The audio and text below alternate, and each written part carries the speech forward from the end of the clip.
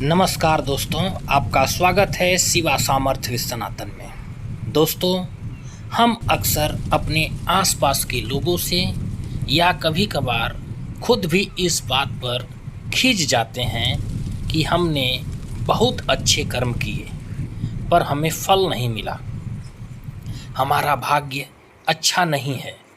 पर हम यह भूल जाते हैं कि हमें सिर्फ अच्छे कर्म करने ही नहीं होते, बल्कि हमें खुद पर और अपने कर्मों पर यह भरोसा भी करना होता है कि सत्कर्म से ही भाग्य अच्छे बनते हैं।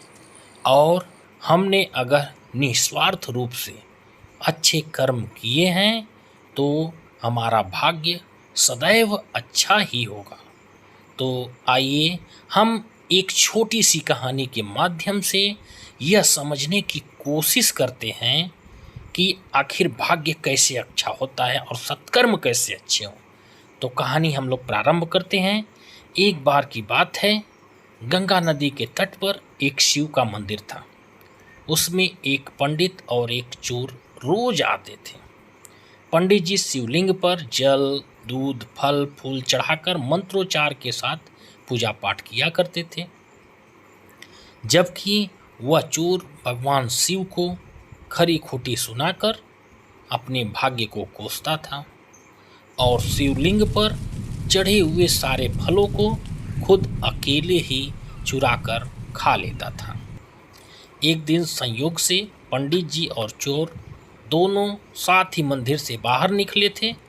तभी अचानक चोर को मंदिर के द्वार पर सोने की मुद्राओं से भरी थैली मिली और उसी समय पंडित जी के पैरों में लोहे की एक कील चुभ गई।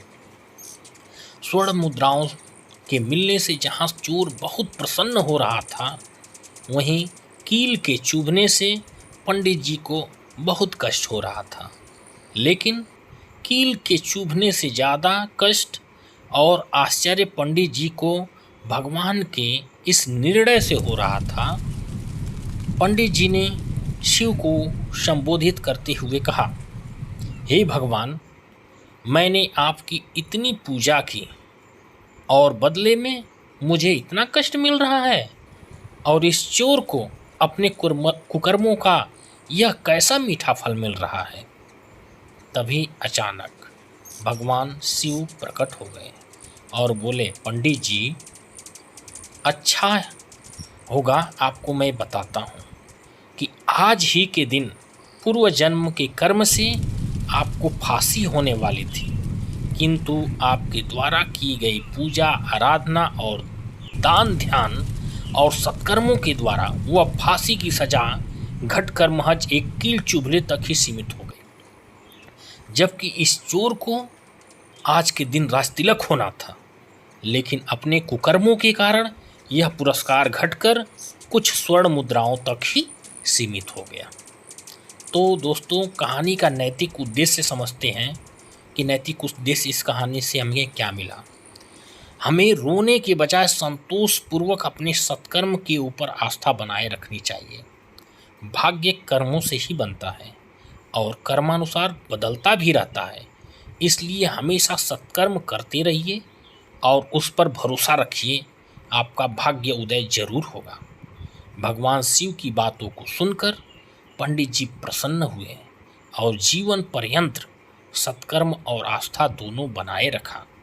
तो दोस्तों, आज की यह कहानी आपको कैसी लगी, कमेंट कर अवश्य बताएं एवं इस वीडियो को लाइक करें तथा अपने दोस्तों में अधिक से अधिक शेयर करें और इस चैनल को सब्सक्राइब करें। दोस्तों, यह कहानी आपको हमेशा सत्कर्म करने के लिए प्रेरित करेगी। धन्यवाद दोस्तों, आपका दिन मंगलमय हो।